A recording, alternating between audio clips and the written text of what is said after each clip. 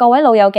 或者屋企有老人家嘅朋友，大家最近去公立醫院睇醫生，有冇發現荷包縮水縮得特別快呢？平時睇完醫生去配藥，望住張收據，係咪覺得每個月嘅醫療開支越嚟越重皮？我哋之前教過大家點樣用手機應用程序去預約睇醫生，同埋查閱長者津貼。當時好多街坊留言同我講，識得用科技確實係方便咗，但係最核心嘅痛點依然係錢呢個字。香港人口老化得越嚟越快，百物騰貴，老人家退咗休冇收入，單靠政府嗰份津貼，面對住醫療收費改革同埋基層負擔加重嘅現實，真係每行一步都覺得好吃力。今日我哋就唔講啲冷冰冰嘅數據，我哋坐低慢慢傾下，到底而家嘅醫療政策對各位長者嘅荷包有幾大衝擊，同埋如果真係覺得喺香港捱得太辛苦，返內地跨境養老又係咪一條真係行得通嘅出路？講開睇醫生，大家一定對公營醫療體系又愛又恨。香港嘅公立醫院服務質素其實喺世界上係數一數二嘅，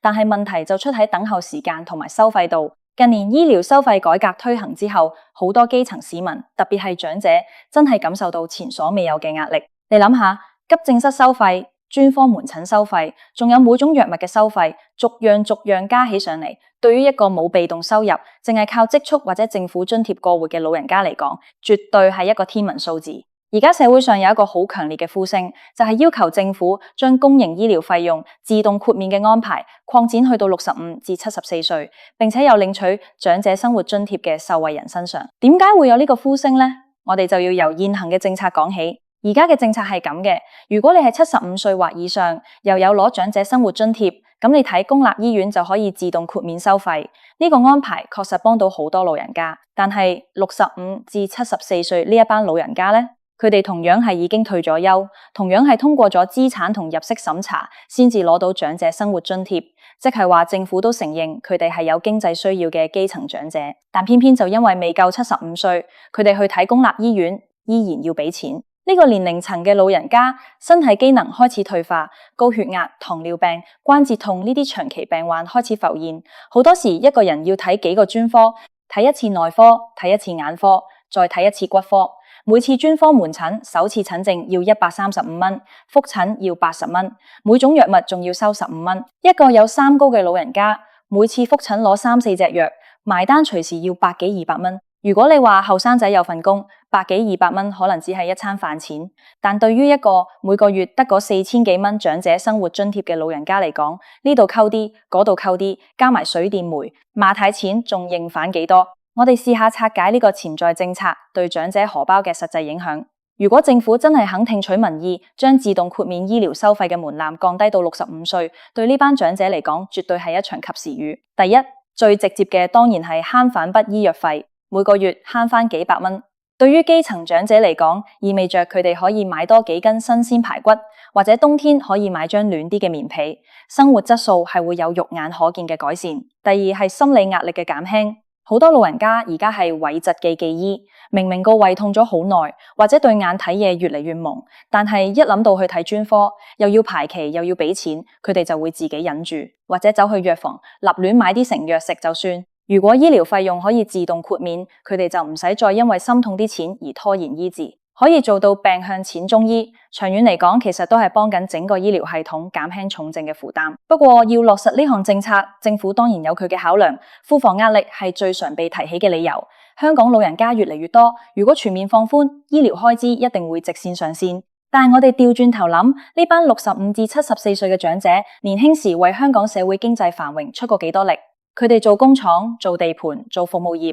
交足稅，建立咗今日嘅香港。到佢哋老咗，只係要求一個基本嘅醫療保障，等佢哋唔使因為病而搞到三餐不繼。呢個要求真係過分咩？而且設立自動豁免機制，其實係可以慳返好多行政成本。而家如果有經濟困難嘅長者想申請醫療費用減免，要醫務社工，要填表，要交一堆資產證明文件，手續繁複，到好多老人家寧願自己死慳死抵，俾錢都唔想搞。如果直接同長者生活津貼掛鈎，計算機系統一嘟就知，大家慳水慳力，社工又可以將時間放喺真正需要深切輔導嘅個案度，絕對係雙贏。講完香港本地嘅醫療負擔，我哋將個視線放遠少少。既然留喺香港生活成本咁高，醫療壓力又大，好多老友記自然會諗到第二條出路——跨境養老。近年政府大力推廣廣東計劃同埋福建計劃，鼓勵香港長者返內地安享晚年。呢兩個計劃嘅核心就係容許合資格嘅香港長者，即使搬返去廣東省或者福建省居住，依然可以繼續每個月領取香港嘅高齡津貼或者長者生活津貼。呢個政策原意係非常好嘅，因為內地嘅物價同居住環境客觀上確實比香港有優勢。我哋具體啲嚟睇，喺香港一個幾十尺嘅夾房，隨時都要收你4-5千蚊租，而且環境狹窄，連轉個身都難，對老人家嘅身心健康非常不利。但如果帶住同樣嘅錢返到去大灣區嘅城市，例如中山、珠海、江門或者遠少少嘅福建，同樣嘅價錢已經可以租到一個幾百尺，有齊基本電器，甚至屋苑入面有綠化公園嘅單位。居住環境嘅改善對老人家嘅晚年生活質素係有決定性嘅影響。加上內地嘅日常消費、賣踩、出街飲茶，甚至請個鐘點工人幫手執屋，價錢都比香港平一大截。對於手頭上得少少積蓄同政府津貼嘅長者嚟講，返內地養老筆錢真係可以見識好多，生活尊嚴都會提高。不過跨境安老絕對唔係執幾件衫搬上去咁簡單，背後其實隱藏住好多配套上嘅挑戰，其中最受關注嘅就係社會福利同醫療嘅銜接問題，特別係對於一班原本喺香港領取綜合社會保障援助，即係我哋俗稱綜援嘅老人家嚟講，情況就更加複雜。而家雖然有綜援長者，廣東及福建省養老計劃容許佢哋將標準金額帶返內地，但係問題就出喺嗰啲特別津貼同埋消耗品資助度。喺香港，一個攞綜援嘅老人家，如果身體有特殊需要，例如長期臥床需要用成人紙尿片，或者因為吞嚥困難需要飲特別嘅營養奶，甚至需要佩戴假牙、眼鏡，社署係有相關嘅特別津貼可以申請，幫補呢啲額外開支。但係一旦呢班長者選擇返內地參加養老計劃，呢啲特別津貼同消耗品資助好多時就會被截斷。大家千祈唔好睇小呢啲所謂嘅消耗品。對於一個需要長期護理嘅老人家嚟講，每個月買尿片、買營養奶、買敷料嘅錢加埋，分分鐘成1200-3000蚊。如果去到內地，淨係得返嗰份基本嘅標準金額，而又要自己貼錢去買呢啲必需品，咁根本就達唔到減輕生活負擔嘅初衷。所以而家坊間有好多安老事務嘅專家同埋關注基層權益嘅團體，一直強烈提議政府應該要檢討呢個制度，容許內地領取綜援嘅長者都可以繼續領取呢啲特別津貼。其實喺操作上，呢個提議絕對係可行嘅。隨住大灣區嘅融合越嚟越深入，香港政府其實可以考慮同內地嘅指定大型醫療機構或者合資格嘅安老院舍合作，建立一個實報實銷或者額度管理嘅機制。老人家喺內地嘅合資格機構購買呢啲醫療消耗品，保留單據，然後向香港政府申報，或者政府直接將資助打入佢哋嘅特定戶口。咁樣做既可以防範濫用，又可以真真正正幫到有需要嘅長者。如果冇呢啲消耗品嘅補貼，好多原本有心想返內地養老嘅綜援長者，計過條數之後都會卻步，寧願留喺香港繼續屈喺搞房度。咁樣其實就違反咗政府推動跨境養老、減輕香港本地房屋同醫療壓力嘅大方向。除咗消耗品資助，跨境養老另一個最大嘅痛點就係睇醫生。老人家最怕就係病，內地嘅醫療體系同香港完全唔同。香港係行公營醫療主導，收費低廉；內地就比較依賴醫療保險。雖然醫保覆蓋面越嚟越廣，但對於香港長者嚟講，要搞清楚內地醫保點樣買、點樣報銷，本身就係一大難題。雖然政府而家已經將醫療券嘅適用範圍擴展到去深圳大學、香港大學、深圳醫院以及部分大灣區嘅指定3甲醫院同牙科診所，呢個確實係一個好大嘅進步。每年2000蚊嘅醫療券可以喺內地睇門診、洗牙，的確方便咗好多定居大灣區嘅老友記。但係如果遇到大病，需要做手術或者長期住院，醫療券嗰幾千蚊額度根本就係杯水車薪。好多喺內地養老嘅香港長者，一遇到急病或者重病，第一時間嘅反應依然係叫白車去關口，然後過關返香港嘅北區醫院或者屯門醫院求醫。呢種長途跋涉求醫嘅現象，對老人家嘅身體係一個極大嘅折磨，隨時會延誤病情。所以如果政府真係想將跨境安老做大做強，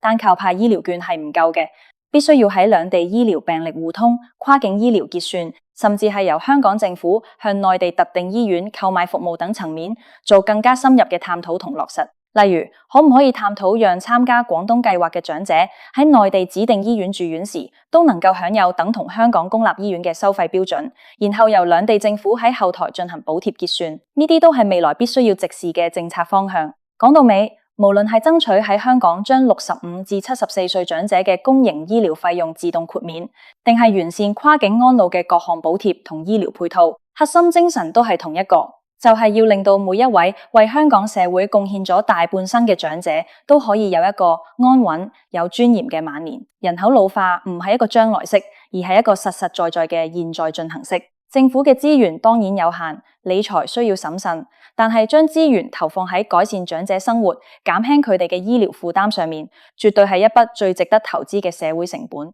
因為幫長者解決問題，其實就係幫緊無數個中年家庭減輕照顧壓力，釋放更多嘅勞動力，對整個社會嘅穩定同發展都有莫大嘅益處。各位觀眾，唔知你或者你身邊嘅長輩而家面對緊最大嘅生活同醫療壓力又係啲乜嘢呢？